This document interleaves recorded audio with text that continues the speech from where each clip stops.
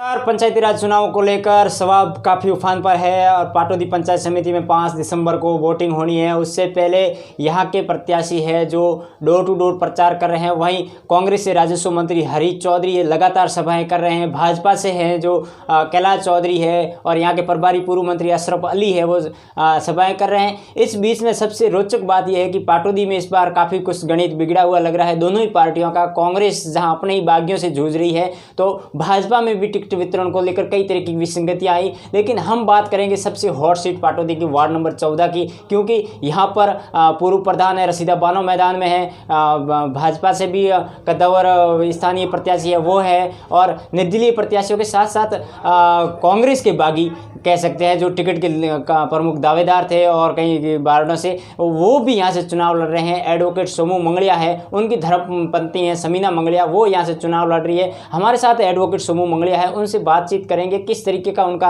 अब तक का प्रचार रहा है और क्या किस तरीके की चुनौती वो है कांग्रेस को दे रहे हैं। सोमू खान जी, आपका स्वागत है हमारे इस कार्यक्रम में। बहुत बहुत शुक्रिया बंसीलाल जी। क्या आप एक लेके जा रहे हो, किस तरीके का स्ट्रेटेजी रह रही है और किस तरीके का प्रचार आपका चल रहा है?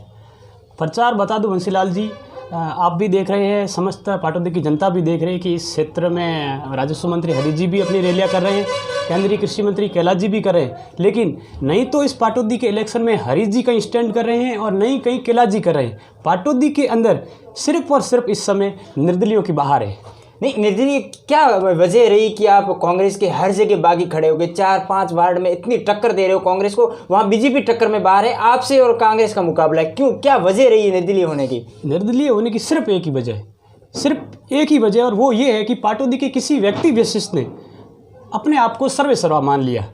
हम उनको ये बताना चाहते हैं कि लोकतंत्र के अंदर कोई व्यक्ति विशेष सर्वेसर्वा नहीं होता है, लोकतंत्र के अंदर जनता सर्वेसर्वा होती है। सिर्फ इसी वजह से पाटौदी की संपूर्ण वार्डों में जो जनता है वो हमारे साथ में है, निर्दलियों के साथ में है, और वो पाटौदी की जनता ये दिखाना चाहती है कि लोकतंत्र के अंदर कोई अगर सर्वेसर्वा है तो वो सिर्फ जनता होती है, जनता ही डिसाइड कर ली। आपके टिकट बंद कमरों में बैठकर दे देने से कोई आप सर्वेसर्वा नहीं बनते। नहीं, आप टिकट वितरण को लेकर विसंगतियाँ उठी, उसके पहले भी प्रदर्शन हुए, आपने अप्रोच की, उसके बावजूद भी इतना बड़ा हुआ। क्या लग रहा है जनता का आपको प्यार मिलेगा? क्या जनता आपके साथ जुड़ रही है या फिर जो बात आप व्यक्ति विशेष की कर रहे हो उनकी नैया पार हो जाएगी?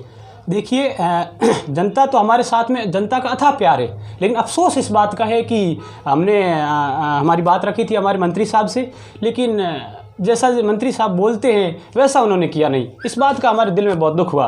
मंत्री साहब हरीश जी हमारी हर बात कहते थे कि हम जनता की बात सुन के जनता को टिकट देंगे, जहाँ 70% लोग होंगे उनको टिकट देंगे, 30% वालों को नहीं देंगे। यहाँ उल्टा हुआ, 90% जनता जिसके साथ में थी उनको टिकट नहीं दिया और 5% जनता जिसके साथ में उनको घर जाके रात को टिकट दे दिया। ये हुआ है।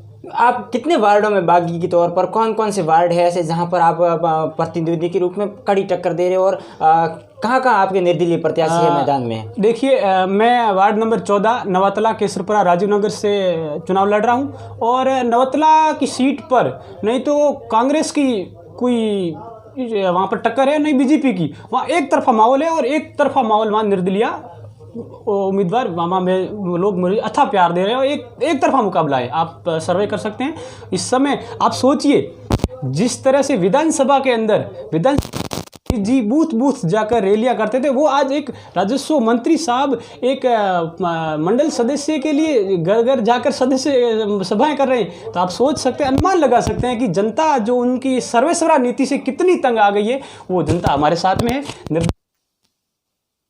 मैं रिकॉर्ड कर रहा हूं और वो सारी चीज़ें मैं आपको प्रेस के माध्यम से बताऊंगा कि इन लोगों को क्या क्या समस्या है। मैं जो चुनाव लड़ रहा हूं वो विकास के मुद्दों पे लड़ रहा हूं, शिक्षा के नाम पे लड़ रहा हूं और रोजगार के लिए लड़ रहा हूं।